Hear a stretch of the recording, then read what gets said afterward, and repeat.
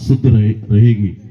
परमेश्वर ने मूसा के साथ बात कर रहा है कि मेरे जितने प्रजा हैं, जितना बेटा बेटी है, जितने परिवार हैं, जितने पति पत्नी हैं, उनको इस व्यवस्था को सिखाइए, उनको इस व्यवस्था को बताइए। अगर उनकी घर में बेटा पैदा हो जाते हैं तो उनको 7 दिन तक अशुद्ध रहने के लिए यहाँ पे प्रभु का दास ने मूसा ने उनको बोल रहा है, सिखा रहा है, समझा रहा है। हालेलुया। और जिस प्रकार वह ऋतुमती हो अशुद्ध रहे करती है, और वहां पे लिखा है 8 पद में बहुत सारी बातें हैं, मैं ज्यादा गहराई में जाना नहीं चाह रहा हूं, बल्कि वहां पे लिखा है 3 पद में वो 8 दिन का लड़का का क्या किया जाएगा? खतना किया जाएगा। हालेलुया, हालेलुया, हालेलुया। बड़ी खुशी की बात है। वचन में भी लिखा है, भजन संहिता 127 में 3 पद में कहता है, गर्भ का फल यहोवा की ओर से क्या है? प्रतिफल है। कोई इंसान से नहीं बल्कि यहोवा की ओर से मिलता है।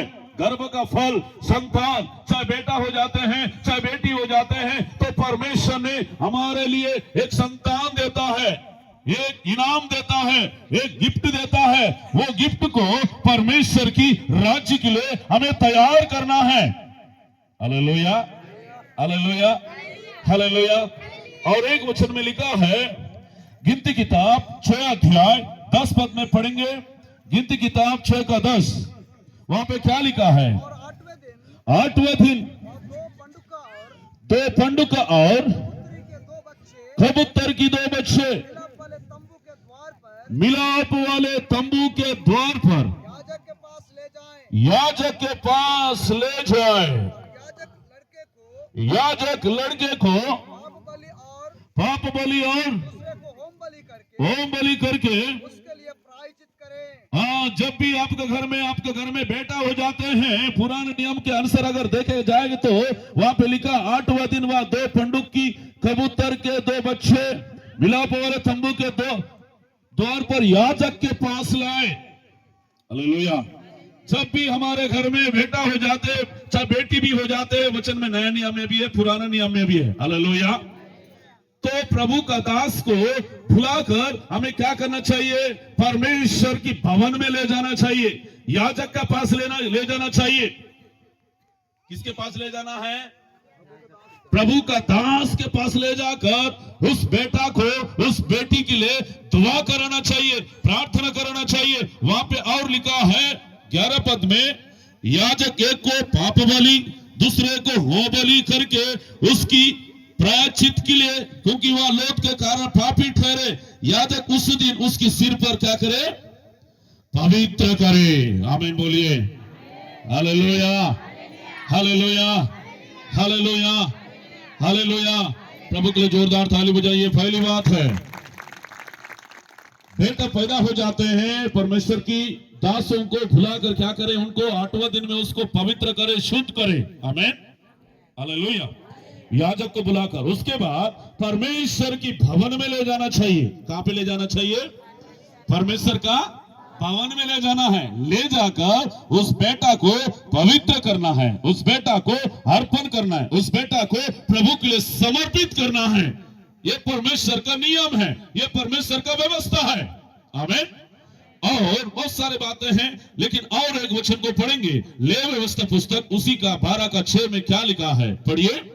लेवी व्यवस्था 12 अध्याय 7 पद में क्या लिखा है? याजक, हाँ 12 का 6 सर। जब उसके शुद्ध हो जाने के दिन पूरा हो,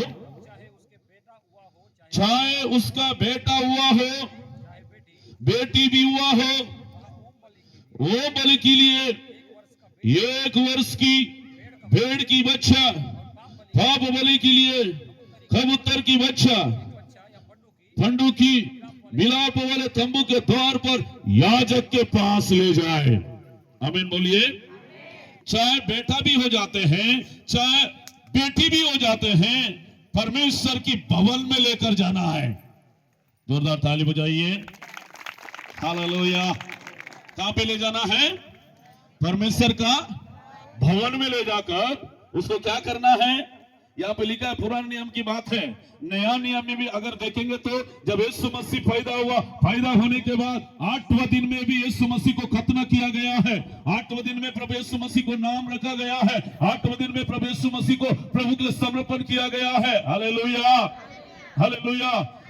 और वचन में लिखा है जब यीशु मसीह पैदा हुआ, परमेश्वर की अनुग्रह में बढ़ते गया, बुद्धि में बढ़ते गया, ज्ञान में बढ़ते गया, सामर्थ्य में बढ़ते गया, प्रभु का डील डोल में बढ़ते गया बोलकर लिखा है। लूका सुसमाचार 2 अध्याय और 3 अध्याय में लिखा है। Hallelujah, hallelujah. और उसके बाद अभी हमें माता पिता बच्चों को क्या करना है, क्या सिखाना है, पहली बात ध्यान से सुनिए। पहले सामुएल 1 अध्याय 28 पद पढ़िए, वहां पे क्या लिखा है। पहला सामुएल 1 अध्याय 28 पद। इसीलिए मैं भी उसे यहोवा को अर्पण कर देती हूँ। 27 पद पढ़ सकते हैं सर। ये बालक जिसके लिए मैंने प्रार्थना की थी, यहोवा ने मुझे मुंह मांगा वर दिया, इसलिए मैं उसे यहोवा की अर्पण कर देती हूँ कि वह अपने जीवन भर यहोवा का बना रहे। तब तक उसने वही यहोवा को धन्यवाद किया है। हम सबको मालूम है परमेश्वर का बेटी जो अन्ना को काफी वर्ष हो गया है, उसका बच्चा नहीं है, संतान नहीं है, बेटा बेटी नहीं है, वो बेटी परमेश्वर से दुआ करती है, परमेश्वर से प्रार्थना करती है। वचन में लिखा है रो रो कर बिलक बिलक कर रो रो कर क्या करती है, वो प्रार्थना करती है। किसी के लिए? प्रभु मेरे को घर चाहिए, नो प्रभु मेरे को ये चाहिए वो चाहिए, नहीं, बल्कि उसके जीवन में क्या चीज की कमी घटी है? संतान की कमी घटी है, गर्भ का फल की कमी घटी है, उसके जीवन में बच्चा नहीं है, बहुत साल हो गया है, उसके पीछे शादी हो गया, कई लोगों को बच्चा हो रहा है, बेटा बेटी हो रहे हैं, फिर भी उसके जीवन में कमी घटी हुआ है। क्या चीज की कमी घटी है? संतान की कमी घटी है। तो वो बेटी परमेश्वर की सम्मुख में, परमेश्वर की भवन में जाकर वो प्रार्थना कर रही है, रो रो कर फूट फूट कर रोते हुए प्रार्थना कर रही है। वहां के परमेश्वर का दास कहता है, याजक कौन है? याजक एली कहता है, फूट फूट कर रोने लगा। वो सोचा कि ये नशा दारू पी होगा, दारू नहीं, बल्कि वो परमेश्वर की सम्मुख में रो रो कर प्रार्थना कर रही है। क्या बोल के? प्रभु सचमुच मुझ पर तू अनुग्रह करेगा, मुझ पर तू दया करेगा, मुझे एक बेटा देगा तो मैं आपकी सेवा के लिए दूंगी बोल के मन्नत मानी है। Hallelujah, hallelujah. हो सकता है आपको शादी हो के 1 साल हो रहा होगा, 2 साल हो रहा होगा, 3 साल हो रहा होगा, 10 साल हो रहा होगा, 20 साल हो रहा होगा।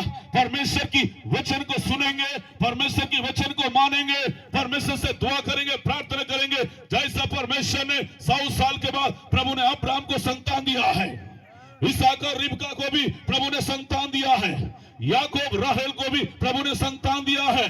अपने धर्मजन को परमेश्वर कभी लज्जित होने नहीं देगा। आमीन, हालेलुया। जो चीज मांगते हैं वो चीज परमेश्वर हमें देता है। आमीन, हालेलुया।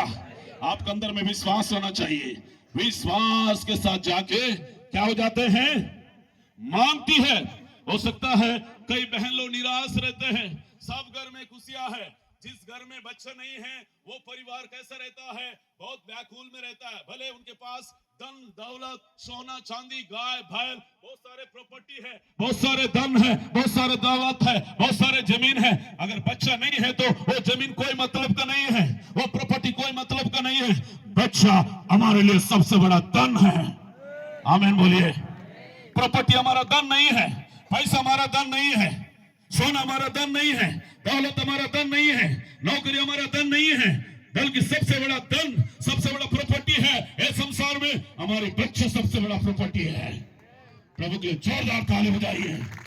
हालेलुया। अगर जिनके बच्चा नहीं है आप दुआ करें, हे प्रभु मुझे भी एक बेटा दे, मुझे भी एक बेटी दे, ताकि मैं तेरे सेवा के लिए अर्पण करूं। आमीन बोलिए। जैसा प्रभु की बेटी अन्ना ने प्रभु से प्रार्थना की, प्रार्थना करने के पश्चात परमेश्वर ने उन पर अनुग्रह किया, उन पर दया किया, दया करके परमेश्वर ने एक सुंदर बेटा को दिया है। आमीन। बेटा देने के बाद हम लोग क्या सोचते हैं? बेटा होने के बाद ये गुरुजी बनेगा, टीचर बनेगा, पुलिस ऑफिसर बनेगा, अधिकारी बनेगा, नेता बनेगा, मिनिस्टर बनेगा, प्रधान